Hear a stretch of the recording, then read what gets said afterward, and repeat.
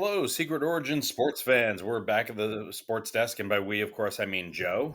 Hey Chris, how you doing? I'm well, Joe. How are you? Pretty good, and this will be in our new era of sports. The sport return to the sports desk. I think this is episode 7. I think you're Within right. the last like 2.5 weeks, this is amazing. It's It's been the wild. year of baseball streaks. Now it's the year of the mint condition sports desk streaks. Yeah, no, I love it. I'm here for it. We're coming to you today. I think we've got one or two things we're going to talk about beforehand, but if you listen to our previous, not just full sports episode, but our New York Rangers deep dive, we're trying to do some season previews for some of our teams by diving a little bit deeper than we normally do.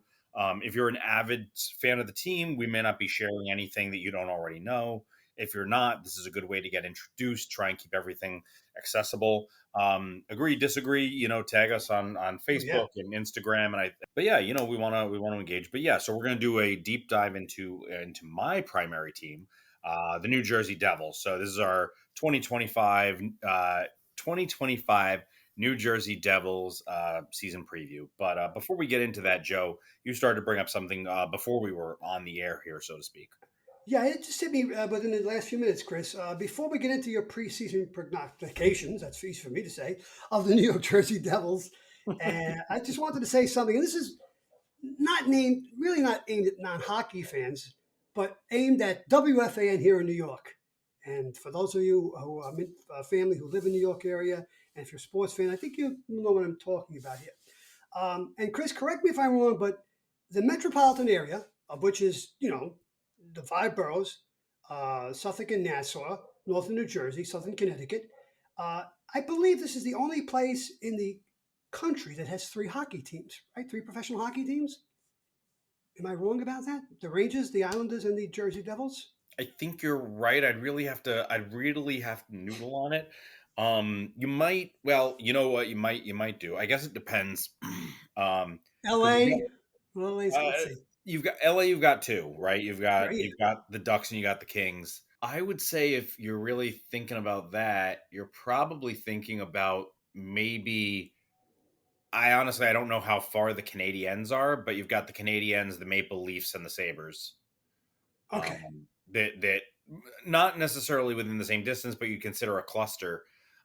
Outside of that, I think you're right. I can't think of any teams that are clustered quite that closely together. There's somewhere you get kind of maybe sort of kind of in the ballpark. I Hmm. know that here in St. Louis we have the Blues, and then yeah, it's not. I mean, it's not the same depending on how you travel, but yeah, it can't be because 4 hours away we have the Columbus Blue Jackets, and Yeah. 5 So hours away it's, we have Chicago. So, but yeah, well, the only reason I say this is because no one on WFAN except for Boomer Esiason, former MVP quarterback in the NFL, and also co-host now for about 20 years on WFAN. He's the one who talks about hockey. He's a big Ranger fan. hmm His son-in-law, his daughter was married to. I don't know if he's still playing for the Islanders, but she's married to a professional hockey player. And Boomer loves the his Rangers, and when he talks about it, they cut him short. Nobody cares about hockey. Somebody plays that dump all the time. Nobody cares about hockey. Boomer, somebody presses a button, obviously right, in the other side of the glass. Well, I think people in the metropolitan area care about hockey because we wouldn't have three hockey teams if they didn't. yeah, So I just wanted to get that out there. I'm very proud that well, that you spurred me back to being a hockey fan. So I thank you for that.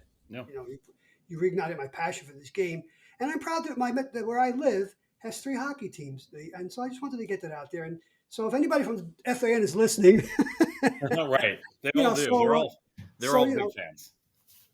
once in a while, Evan talks about the Islanders. Evan Roberts, he's an Islander fan. But you got to get up at 3 o'clock in the morning. When you go to the bathroom, you put the radio on. Oh, so and so is talking about hockey. Yeah, it was Right. 3 o'clock in the morning. How Yeah, about 3 o'clock in the afternoon during drive time? You know. yeah. I'm not. So, I'm not really sure what the deal is there. Like, I don't know if some of this is the NHL needs to do a better job of putting themselves out there because the league really trails behind the other major sports leagues. They just do. They're not good at reading the room, staying ahead of the curve. By the time they get to something, it's too late. They've missed out, but yeah, I mean, I don't know what it is that more people aren't watching slash talking about hockey, and I think that's something that's an ongoing situation. Uh, but I will say, I think at least part of that is, it is the whitest sport we've got in the country, um, and that's really saying something. So I think that's part of it. Is certainly there isn't that cross sectional appeal because it is such an overwhelmingly white sport with an overwhelmingly white audience. um, I think that might be part of it, but certainly not the whole thing.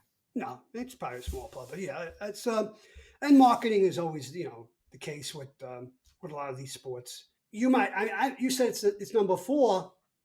It might even be number five because I mean, you know, I think it's number five. yeah, because NASCAR is probably ahead of it. So it's NFL, NBA, MLB, possibly NASCAR, and then the NHL. Yeah. But when I'm watching a hockey game, it's number one. Well, So and the NCAA comes ahead, but comes yeah, ahead of I NHL thank you, too, right? Chris. Yeah, yeah. So I don't, and listen, I think there are a lot of aspects to this, but one of them is also just how difficult it can be to watch a hockey game. And by Well, that, I mean, like, just where on TV do you watch it? It's, unpredictable channels moving all over the place, even the local teams. Just, it can be very frustrating to try and track down a hockey game. And I think that's obnoxious, and that's on the league. The league needs to do a better job of that. yeah. I'll say one more thing. Back in the day, the gripe was, well, you can't follow the puck on a TV screen. Well, that 80-inch high def 4K, Yeah. burn your eyeballs out, destroy your retina TVs that we have now. I don't think that's an excuse anymore. So No, I that's mean, why. listen, I don't think, it's not an excuse at all. Well, and also, well, and this is some of the announcing, right? Is that I think a lot of the announcing on, um, networks like TNT, I think the play by play tends to be pretty bad. Like, I think the calls on the games can be bad. And the commentary between periods can be bad. So I think that's tough too when you don't have really good announcers, because there is a learning curve to hockey, right? But if you've got somebody to walk you through it, sure, at first you can't keep track of the puck. It doesn't take that much watching to figure out where the puck is. Oh, I can figure it out with my old eyesight. I can figure it Yeah. out. I can see it. So I Yeah. don't think that's Yeah, that's what I think. But yeah, I wish there'd be more press around hockey. Always, always, yes. always. All right, so Chris, I am very excited about this. I don't know much about the Devils. I should know more. I do Eh, know they have two of the Hughes brothers, right? we do. We got two. We're going for three. We want the Go for set. three. We mentioned that in the previous episode. So, I've seen Jack Hughes play, and I know he had a bad year last year because he was hurt most of the year, Yeah, correct? yeah, But he's when he's healthy, he's an exciting hockey player. yeah. So I always root for him. Not against the Rangers, obviously, and Sure, probably not sure. against the Islanders either. But so, but that said, I'm looking at the list of categories we have here, Chris, like we did Yeah, last yeah, time. yeah. So, You're Alex, steering the ship, Joe. I'm gonna take moves for $100, please. Okay, all right. Off-season moves. Off season moves. Go ahead. So we had a flurry of them, and I say flurry because Marc Andre Fleury just the legendary goalie just signed a contract to play one game with the Pittsburgh Penguins, so he can end his career with them, which I think is lovely. It's an exhibition game that he'll be playing, but it'll be a good way for Pittsburgh to thank him for the three Stanley Cups he helped bring to that That's nice. organization. Yeah. Yeah. So off season moves for the Devils. They signed forward Arseny Gritsyuk to a 1 year entry level contract. That'll be starting in 25 Mhm. 26. That's really exciting. He's a great prospect coming over from Russia, and I know they're very excited to have him join the team. So we'll see what he's still a kid, but we'll see what he can do. They signed forward Lenny Hameniano to a 3 year entry level contract, and they re-signed forward Nathan Lagar to a 1 year two-way contract. They signed forward Juho Lemiko to a 1 year contract. I love Again, hockey things that are moves. not very exciting, sexy, or anything like that. But worth noting, these are off-season moves. They're trying to make sure, like, evaluate their pipeline, bring some players in for some, bring them up to the big leagues, see what they can do, evaluate, send them back down to the minors with things to work on, right? Because guys who look really good in the minors might not look so good in the majors. They might, but they rarely do. But it's hard to figure out what a player needs to work on sometimes when they blow away competition in the minor leagues. or in leagues in other countries. So with prospects, you want to bring them up to the NHL level, play them for a couple of games, then send them back down with like a to-do list. Um, Okay. so that's what a bunch of this is going to be. We acquired defenseman Jeremy Hansel, about whom I know nothing, and a 2025 fourth round draft pick from Nashville, the Nashville Predators, for forward Eric Halla. Little disappointed to see Halla go. I get why they're doing it. They're trying to upgrade at a bunch of different places, doing some salary cutting, cap cost cutting. So I get why they're doing it, but I'm sad to see Halla go. I think he was a pretty steady presence for us. Not a fan favorite exactly, but I liked watching him play. Uh, some good things we did. Some really, I think, good things we did. We signed goalie Jake Allen to a 5-year contract. Now, Jakey is Oh, 5 years.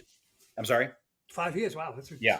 good. So it's a basically it's a very team friendly contract. No, he's not going to play for all 5 years, but this gives him some retirement security basically, and it allows us to find a way to basically play within the rules to circumvent the cap situation. So he's not going to end up being our goalie for the next 5 years. He's too old for that. But it he was arguably the best unrestricted free agent goalie going into this off season, and he could have played somewhere else. I'm sure there are other teams that would have loved to have had him as a backup, like a really sturdy, reliable backup. And we signed him to a 5-year contract, so I like that move. We signed former Edmonton Oilers forward Connor Brown to a 4-year contract. I love this move. This is a depth move for us. I think Connor Brown showed some really nice flashes in the playoffs these past couple of years, and I think he's going to be a nice depth piece for us. I'm going to get to this later, but we really need depth. We last year we were really injury screwed between Dougie Hamilton, Jack Hughes, as you mentioned, being out. We had a number of guys go down with injuries, and that really screwed up our season. Mhm. Jack more than anybody else for Sure. sure. And there are going to be people out there who go, "Well, your team's not really a competitive team if one guy goes down and you're done." And I'm like, I kind of hear you on that, and that's certainly not the way you ideally want to build a team. But go ahead and convince me that the Oilers make it to the Stanley Cup Finals 2 years in a row without Connor McDavid. No. Go ahead and convince me. I'll wait. I'm not Right? going to try to convince you of that, Chris. Yeah. 'Cause- So, yeah, you don't want it to just come down to Jack Hughes because you cannot replace his production 1-to-1. You just can't do it. But you do need more depth pieces so that way, if it's a short-term injury, you can bridge the gap. You Mhm. can win some games, right? Especially in the playoffs. If you know Jack's going to be gone for the first series, you need to be able to get out of the first round. Yeah. You're not safe getting out of the first round. Maybe the second round, he's not quite. He needs to knock some rust off. Again, you need depth. So I like bringing Connor Brown. They signed forward Evgeny Dedanov to a 1-year contract. Same thing, depth. It's fine. I don't love or hate the move. I don't really have feelings about it one way or the other. Re-signed defenseman Dennis Cholowski to a 1-year, one-way contract. Re-signed forward again. They did a lot of stuff. Re-signed forward Mark McLaughlin to a 1-year, two-way contract. They signed forward Angus Crookshank to a 2-year contract. Defenseman Kalen Addison to a 1-year, two-way contract. Again, a lot of this stuff, it's just housekeeping, depth, Mhm. things I don't feel very strongly about. Um, we acquired forward Thomas Bordelot from the San Jose Sharks in exchange for forward Shane Bowers. Um, I'm fine with that move. I don't love it. I don't hate it. We signed center Cody Glass to a 2-year contract.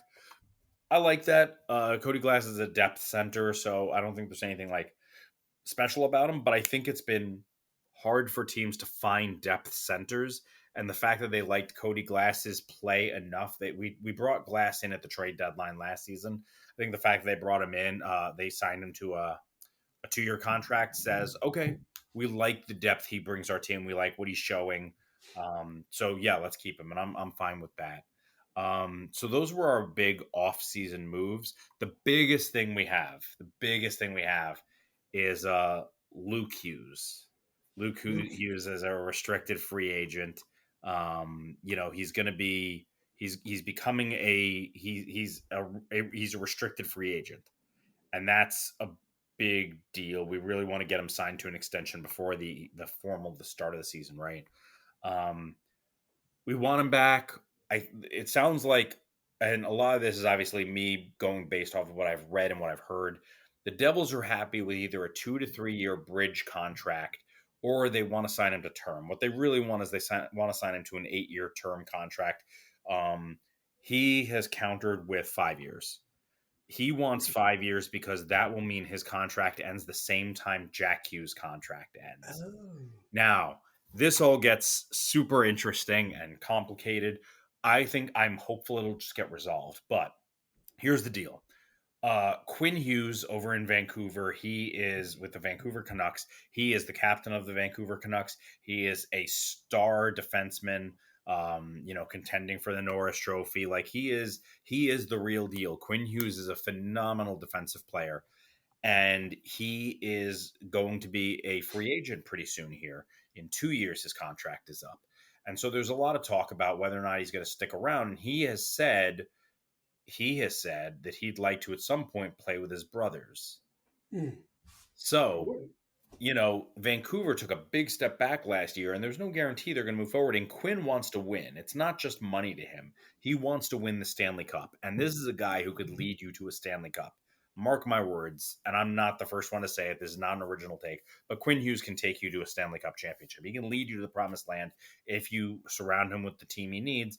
And the concern is that Vancouver's not doing that. So while Vancouver the Canucks want to keep him signed there, he wants to at some point play with his brothers. And it seems much more likely that's going to happen in New Jersey than it is in Vancouver. Now, Luke Hughes becomes a restricted free agent. Jack does not become a free agent for another 5 years. So he Wow. loves being in Jersey. He wants to be in Jersey.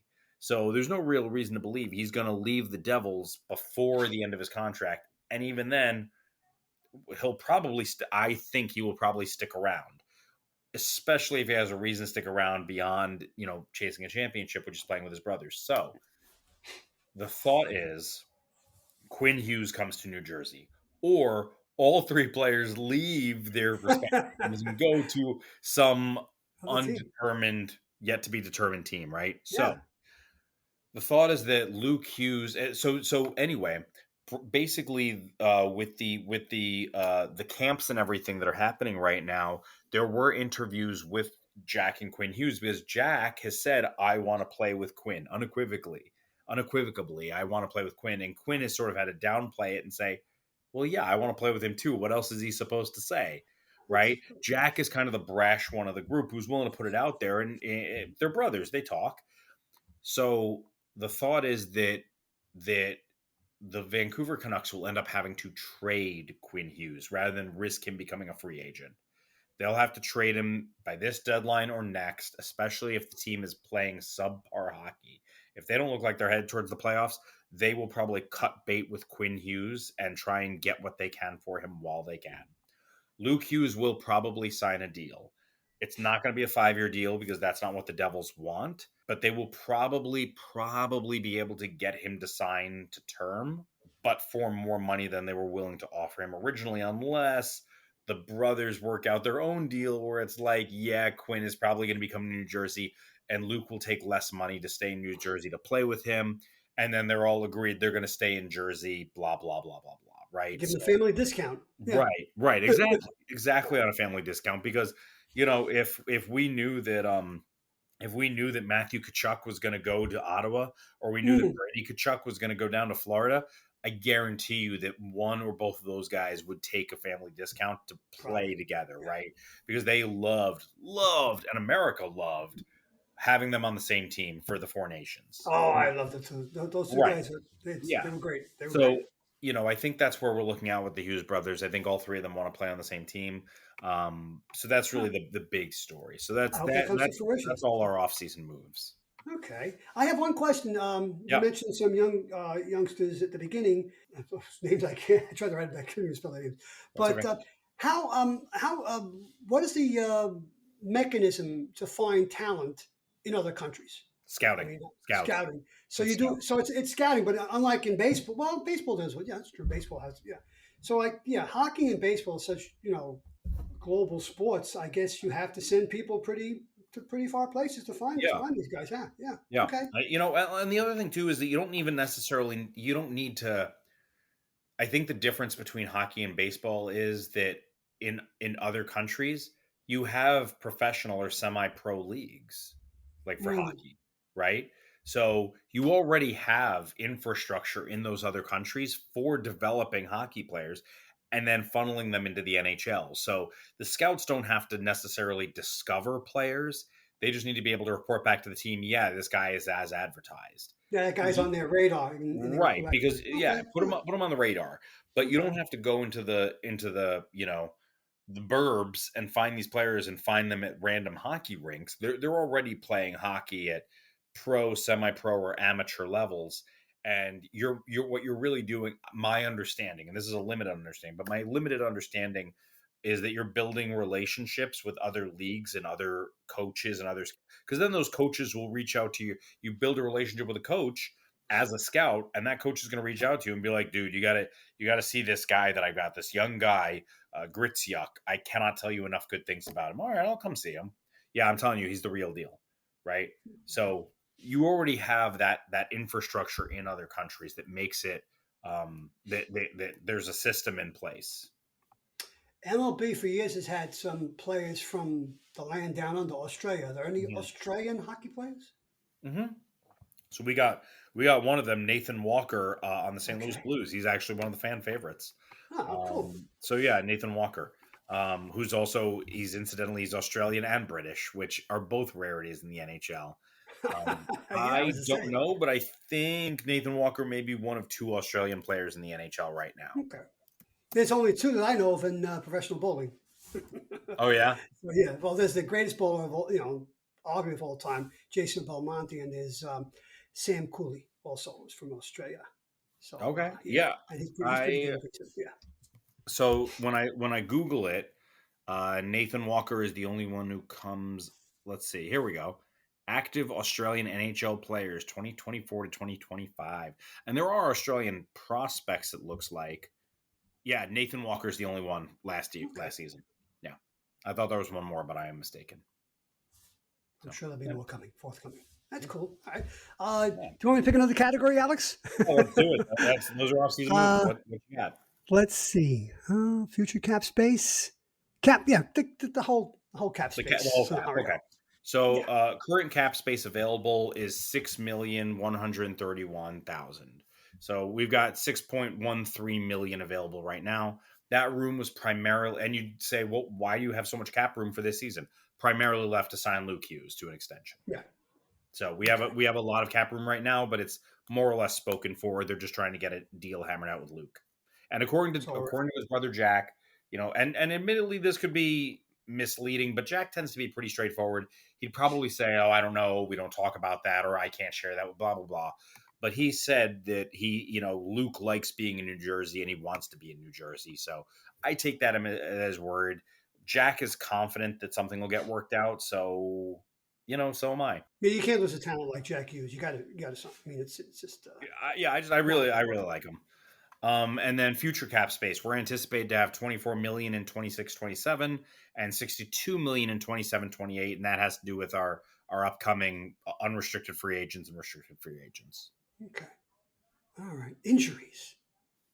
Yeah, injuries are rough, man. Most of these guys are going to be back. They're currently week to week, but they'll be back in time for the start of the season. But Jesper Bratt, week to week. I think that was his shoulder that he had surgery on. Brendan Dillon, week to week. Nico Hischier, week to week. Luke Hughes, week to week, because Luke Hughes also came out of the playoffs last year with, Mm, he had, I believe, shoulder surgery. I remember that. Yeah. Yeah, Okay. Luke Hughes had surgery. Jack Hughes had surgery. Surgery. Yeah. And then Jonathan Kovacevic, he's recovering from knee surgery. He will not be back in time for the beginning of the season. He's projected to start, I believe, October 7th. But Kovacevic was he was supposed to be just solid, reliable defenseman. Nope, he was a revelation for us. And we quickly signed him to a mid-season extension. I think it was a 5-year extension that we like him that much. So starting without Kovacevic is tough, but it does give Seamus Casey and our other prospect. Well, he's not a prospect anymore. I mean, he's a player now. But I'm honestly blanking on his name, which I'm ashamed to do. Let's see. I'm gonna be so mad when I see the name. Simone Nemec. Okay. Uh, No, don't we'll don't. give I'm Seamus sorry. Casey and Simone Nemec a chance to compete, right? To not have Kovacevic on the ice. But yeah, I mean, ideally these guys have rehabbed and they're coming back okay, and this is all just precaution. But it's tough to have guys like that injured. Look at Jesper Bratt and Jack Hughes. Nico Hischier, I didn't know anything about. I think that's just precaution.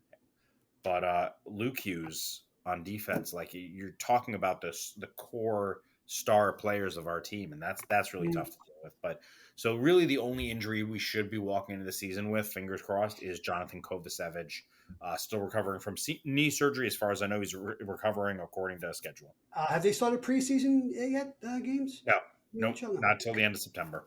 And I how many know I games? don't remember exactly when they start. I know the Blues start their preseason on we start our home preseason on the 27th of the month, so got a couple more Okay. weeks. And the season starts on the 7th, correct? I believe. Yeah, October Yeah, 7th. yeah. So how many games do they play preseason? Six. Usually.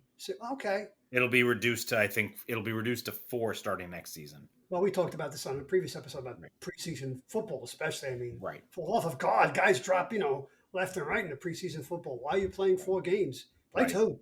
Yeah. Ah, it's just, Yeah, and, absolutely. and yeah, and MLB's spring training being what 6 weeks? Yeah. Ridiculous, absolutely ridiculous. Mm-hmm. All right, so let's see. We have the schedule, as they say in Great Britain. Yeah, Schedule. sure. So a couple of tough stretches. So we've got two stretches of 5 game road trips, Ooh, 3 stretches of 4 game road trips. So that's not great. Those are some stretches. Now in the first road game stretch, we end a California trip with back-to-back games, which is terrible for us. hmm. I mean, admittedly in the same area, which is geographic area, which is great. But anytime you've got a road trip out west where it's a 3 hour difference, right? And we've seen the difference in play. You have a 3 hour difference, and then you're ending that 5 game. I think I can't remember. No, that's a 4 game road trip. That's a 4 game road trip, but you end it with back to backs. That never feels good. So if we can split that road trip, that would be great. In the second road trip, which is only 10 days after the first, that's our Ooh, 5 game road trip, and there's a little back and forth between the East Coast and Chicago, but nothing awful. The okay. last road trip, which is a 5 game stretch, does not feel great to me. We start on the East Coast with the Rangers and then the Caps. Then we fly out to Dallas, then back to Nashville. Then we finish in Carolina. And then we have a home game the very next night against Chicago. Oh, Yeah. So that's that rough. might That's a be rough stretch. I'm worried about that road trip. If we could take 2 out of the 5, Chicago's not or in this case 2 out of the 6. That sounds like a low bar to clear, but honestly, um, the Rangers are going to be a tough game. The Caps are going to be a tough game. The Stars are going to be a tough game. Nashville is not a gimme. It should be an easier game, but then Carolina is cream of the crop, and then Chicago is garbage. But it's off of a back to back when you just flew home after giving it your all against Carolina. Yeah, so a garbage team after a stretch like that can become a formidable foe. Yeah, because Right you guys are now, tired. There may be some injuries, lagging yep. injuries. Yeah, Yeah, sure. and it is later in the season. No, I haven't looked at Chicago's schedule. For all I know, Chicago is playing in New York the previous night. Chicago also has a back to back, which would be great for us. But so I haven't looked, but I don't love that road trip. Per tankathon, our strength of schedule is 25th out of 32, so that puts the Devils in nearly the top quarter of schedule difficulty. Just with regards to the teams they're seeing now, of course, schedule projection is a little bit like the schedule difficulty is a little like, yeah, okay, teams change from year to year. And on top of that, everybody sees everybody else. It's really just a matter of like, yeah, but how many times do you see this team? How many times do you see the Stanley Cup champs? Right. So, something to think about. But yeah, I don't love our schedule. I wouldn't go so far as to say like we got screwed or anything, but I do not love our schedule. Okay. All right. So I'll ask this question. I can lead into things to fix me if it does. Power play, uh, power play kill PK and 5-on-5. Did anything need to be fixed there? Those are actually so most of that is actually things to look forward to. Oh, Continued, good. yeah. So things to look forward to include continued special team success. We were the third power play in the league at 28.2 conversion rate, and we were the Okay. second penalty kill in the league at 82.7%. Penalty kill. Yeah. Okay. So those were great. We do need to fix our 5-on-5 scoring. Given how many, that was one of my two things to fix. So in things to fix, I've got 5-on-5 scoring, and I also have depth. Those are the two things we need to fix. Depth comes about as a result of injuries, but it also comes as a result of 5-on-5 scoring. It can't always be Jack Hughes or Nico Heishier or Jesper Bratt who are scoring your goals. You need scoring from all four lines. You need to be able to roll those lines. You need scoring from all of them.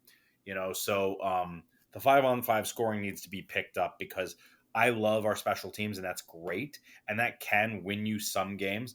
But if you're not playing, if you're not winning in 5-on-5 scoring, if you're not, topping the league or at least nearing the top of the league in 5-on-5 scoring, you can't go deep in the playoffs because most of the game is 5-on-5. So, uh, Yeah, exactly. so yeah, so we need to fix our depth so that we can navigate injuries better, but also so that there isn't so much pressure on guys like Hughes and Bratter to score. And they can develop their own game, and goals can come as they come. If we can win a couple of games without Hughes or Bratt or Heischer getting on the score sheet, I think that's great because that means other guys are scoring. And we have a lot of guys who can score. They just need to do it 5-on-5. Mhm. So Okay. those are things to fix, things to look forward to. Again, that continued special team success. Really love that. A healthy season? Question mark. Mhm. Because if we can have a healthy season, that would be great. That would really do a lot for us, and that would increase our odds of making a deeper playoff run. Don't get me wrong.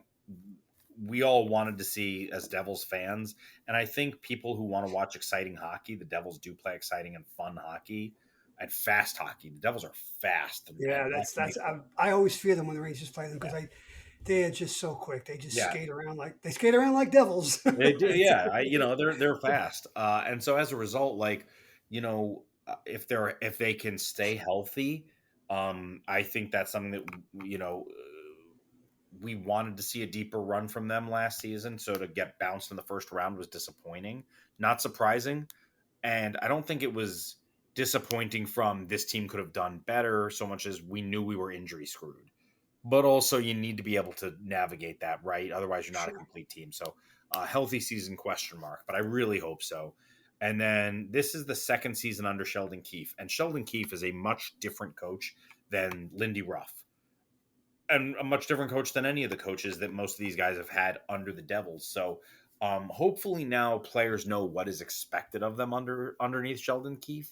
And Hmm. if they know what's expected from them, they can anticipate that. They can train in the offseason for that and hopefully play the brand of hockey he wants to play. So things to look forward to. Healthy season question mark, second season under Sheldon Keefe, and continued special team success.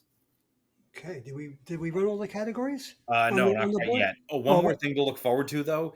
Oh, I am hopeful that we get Luke Hughes signed, and then we can look forward to some really high class drama with Quinn Hughes.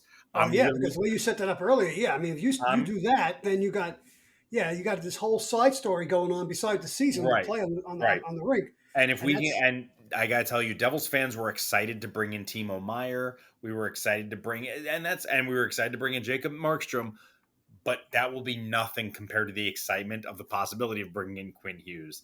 The fact that you can own a New Jersey Devils jersey and have Hughes on the back, and it might be one of three guys, is hilarious. I think it's great. I think that's only happened twice before in the NHL, where three family members played on the same team, but I don't think they were all brothers. So I don't know. We'll see. Happened once Um, in Major League Baseball in the early '60s. The three Alou brothers. So yeah, oh, dude, there you Zeus, go. Matty, and Felipe. Yep.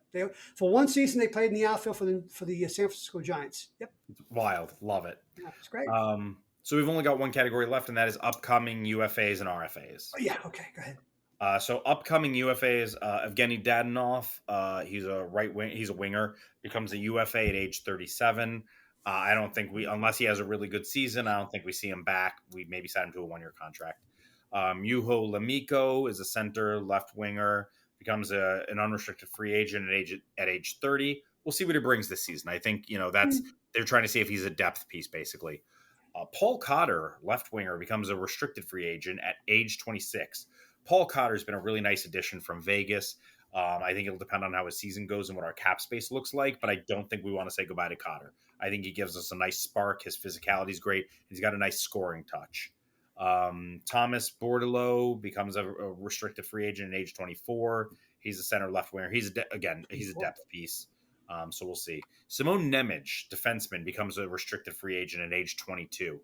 That's a big deal. He was a really promising piece, but he really, after playing in the postseason for us, a couple of games for us a couple of years ago, playing decently, and then coming into the regular season and having a bad season, and then last year coming in and being a postseason hero, winning, scoring the overtime game winner against Carolina. He's very up and down. He thinks he should be in the NHL instead of being sent back down, but he has not really proved it yet. But we were really excited about Nemec, so this is going to be like a very curious situation to follow. If he continues to improve, they'll definitely sign him. But I don't know that we have space for him, honestly.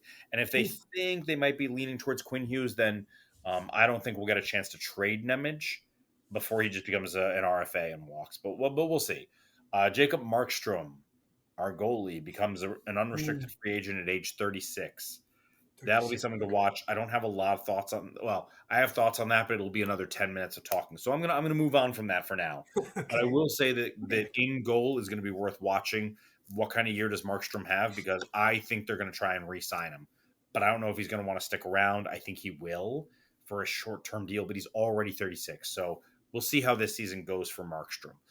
You may just need a game manager if the defense can stand up, and then again, Luke Hughes as a restricted free agent. He's at age 21 right now, right? So they're trying desperately to sign him to an What, extension now. how old was Luke when he came up? Would have been 18. Wow. Most guys are 18 when they come in. 20, only 21 years old. He's But that he's good. played so well from the jump that he never got sent back down. Yeah. Okay. Wow. So, yeah. So that's our Devils preview. So Yeah. I think You, Chris. I'm gonna ask see if you've got any questions. But before that, just my little bow on the thing is, I think the Devils fans have a lot to look forward to. The Devils window is like playoff window, championship window is very much open, but they do need to take a step this year. This is a year where if you get injury bit again, then something's wrong. Something's wrong. You're because it doesn't just keep happening. At some point, you got to look Mm, at the players, the staff, the coaching, all of that stuff, right? Um, and also the players are they're not as young anymore. That core. I think Nico Hischier and Jesper Bratt are entering their ninth season in the NHL. I'm pretty sure Jack Hughes is entering his seventh. wow. So they're not spring chickens. They have gotten some playoff experience, and you need to at some point you need to start making a deeper run. You can't just keep running on promise. So I think the Devils' window of this is our promise. Uh, you need to go further now. So that's where my So are head. they a win now team? Like they use that expression in baseball all the time. No, they're not a win now team, but they're a win soon team. Okay. All right. That's Especially fair. with all these contracts coming up and the salary going up, salary cap going up. Like, yeah, okay, well, what are our plans for the future though? Because you're not going to sign all of these guys again. No, nobody can. The team. Tom Fitzgerald, our GM, he tries to make moves, and so things keep changing. He's not going to sit still. So you can't keep signing these guys and then go add one more piece, add one more piece, add one. Mhm. No, at some point you start shipping guys out, which is exactly why I was disappointed, a little disappointed that it happened. But Eric Holla left. We shipped out Eric Holla because changes need to start happening. So we're not a now team, but we're a win soon team. And while players have signed some really good deals with the Devils, I'm talking about the Hughes brothers wanting to play in New Jersey, but if they don't start advancing further, Quinn, who really wants a Stanley Cup, isn't coming to New Jersey, which Good means point. that the other Hughes brothers are going to start looking elsewhere, Yeah. and I can't Right. blame them. No, So you can't. No. win soon, but not necessarily win now. Okay. And even if this season doesn't go well, Sheldon Keefe has at least one more season before I think he's on the hot seat. But we'll see. Very good. Any Okay. other any questions? Anything I No, missed, Joe? Or well, I know more about your team now than I did 30 minutes ago, so thank you very much. yeah, no. Thank you I for think letting me talk about them. I'm I happy to think we do it. ran the entire Jeopardy board there. Yeah, So yeah, no, we got that's good. everything and we wrapped up in about 40 minutes, so Yeah. a little bit longer than we thought, but good to Oh know. yeah. But yeah, that's those are the New Jersey Devils going in 25-26. Joe, thank you for joining me today as always. Oh, thank you, Chris. So our next deep dive is going to be the Islanders, right? New York I kind of Islanders. figured that's what you would say, Yeah. and I've started prepping just in case, Oh, but cool. Right. now it is official. So yeah, sports fans, hockey fans specifically, Islanders fans specifically, we'll be doing our 25-26 New York Islanders season preview coming up probably next week. So My you know, nephew Frank's team. That's his team. yeah, I'll be super curious to collect some thoughts from him, see what Frank I'm thinks, and going then to, yeah. pre and post show, because I also want to know what he thinks of our analysis and whether we're just total idiots, which is possible. But we're idiots who have fun. We're your idiots, fans. So yeah, thanks again, Joe, and Thank like you, us on Chris. Facebook, follow us on Instagram, as we mentioned. But yeah, come in and engage with us, and get ready. We're looking forward to some exciting hockey. So we'll see you next time, folks.